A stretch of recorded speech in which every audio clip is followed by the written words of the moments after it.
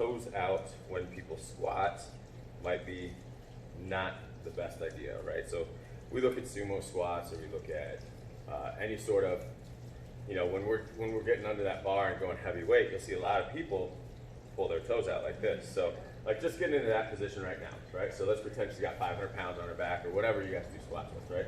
And turn those feet out just a little bit more, right? So now she's gonna go into her squat, right? She's gonna go into her squat pattern. And so you've got compressive force coming down through gravity, coming back up, right? So if you look at that, do one more. If you look at that, you'll see this shin angle will be kind of slanted here, right? So it's this way, not this way. So now, let's do the same thing. Don't move where your feet are, just turn them straight. Right? Now do the same thing. Now you watch that shin angle, it's much more vertical, much more over the top of this foot, right?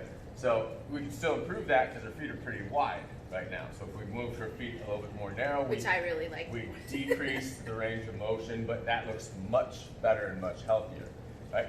Here are some of the reasons why turning your feet out might not be a great idea in terms of what you should be doing training-wise. So when we walk or when we move, you'll see, and I'm going to slow-mo this, right? You'll see that this foot will turn in, go back with this leg, right? When she steps, and pick up this foot, when she steps, her heel will hit, toes will turn, her foot will collapse inwards just a bit to plant over. It's called pronation, and then she'll walk through, right? So now, let's pretend, go ahead and do one more step, right? So foot will pronate, you look at this, knee is on top of the ankle, shin is vertical, right? Walk through, right? Same thing happens every time she lands, right? Knee is vertical, come back through, and come back. Now, let's pretend that we're gonna turn that foot out, right? So we turn that foot out, now that pronation comes in, it's still gotta pronate when she walks, right? So if we squat and do that same thing, she's gotta pronate when she walks. So her foot doesn't wanna turn in anymore, right? Because her foot is turned out. Her foot doesn't wanna fall, right?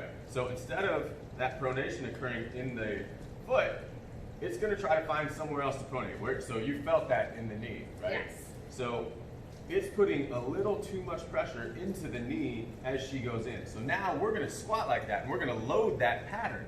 So now when we try to pronate with the foot, it doesn't happen. It says find somewhere else to do that action. The next place up is the ankle. That's not going to do it. So the knee is going to feel a lot of that increased pressure. So if we're doing our squats turned out like this, all we're doing is loading pressure onto a structure that doesn't want to be in that position, right? So now I'm here and I'm loading that pattern. And so now when I go here, I'm not used to that. So more likely what's going to happen is if you load here and you try to walk here, that's going to happen because your foot wants to go out, right? So just go ahead and walk and now turn your feet out. Let's do this. Come back, walk with your feet out. Right? Right? So now, instead of that pressure going into the foot the right way, it goes into her knee. Right? And so let's pretend you're going to run now.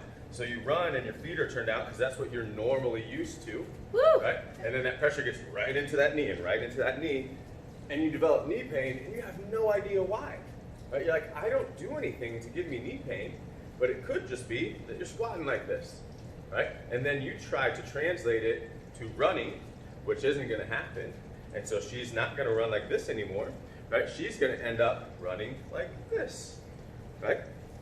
And that's a suboptimal pattern and a suboptimal angle for the shin, right? So that's suboptimal, and I'm trying to go forward and my foot's turned out this way.